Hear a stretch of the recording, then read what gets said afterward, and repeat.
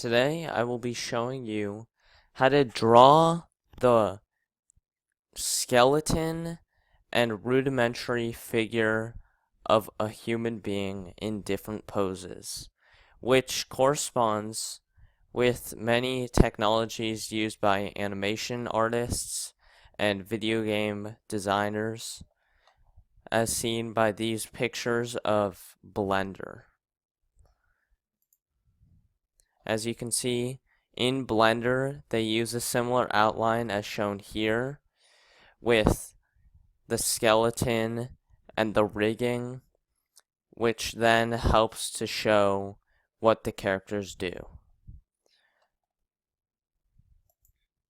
To begin, I will be showing you how to draw this rudimentary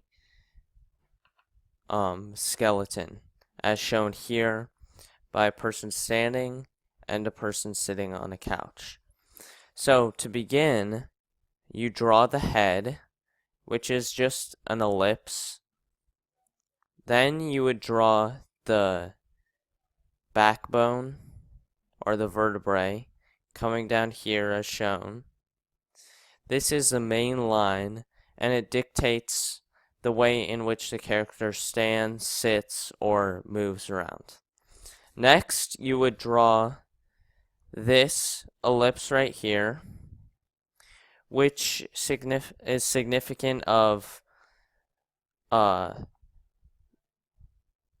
pelvis area, which attaches to the legs.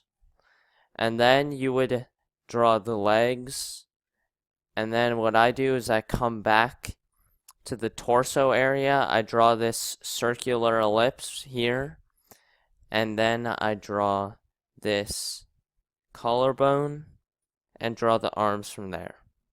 This just helps to get a proportional figure, just the outlines before you start to block in any of it and begin to bring it to life. So then with this, it helps you to make the figure in many different poses and just quick sketches before you begin to draw the finer details of the person. So then on this next sheet of paper, you can see that I drew the original outline of the person as shown in the picture before, but this time I began to block in some of the three-dimensional parts of the body, such as arm, which as you can see here are cylinders.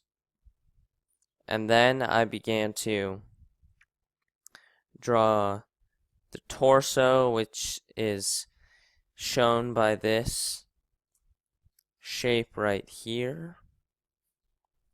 Then I blocked in the legs, and the head right here is still semi two-dimensional, but when you see it at different angles, it might look something like this here. So now I will show you how to draw the person of the rudimentary skeleton in different poses. So let's say you wanted the person to be diving into a pool. So I would start with the head, which then you would draw the vertebrae or the backbone of the person. Then you would draw the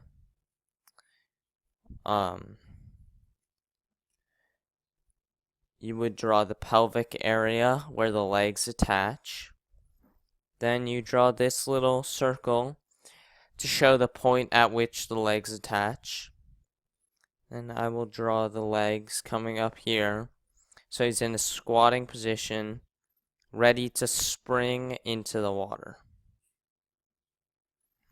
So then here are the feet. Just a long ellipse. So now I will have the other leg coming here and into a kneeling position. I'll draw it slightly shorter than the other leg since it is in a foreshortened area. So now I'll draw the foot coming behind him like that. Now I will draw the torso, which is shown by this circular. And now I will draw the collarbone. So this is just a line coming from one part of the chest to the other, one shoulder to the other. So now I will draw this arm coming up, raised slightly above his head, then the elbow, it coming towards and meeting. We'll draw the other arm, slightly shorter, as I said again, since it's foreshortened.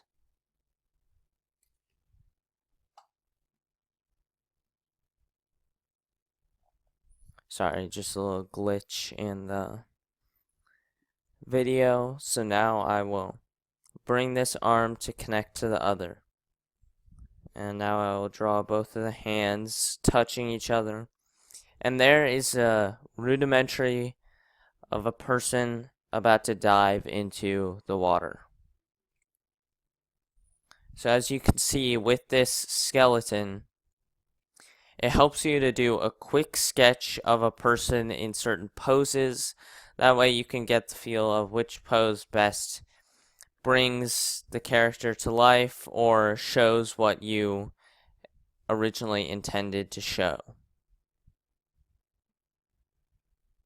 So now once you have this, you begin to block in the character a little bit more so it comes to life and has more of a 3D type feel. And then once you have that down, you begin to add more and more of real life, adding details and clothing and all of that. Thank you.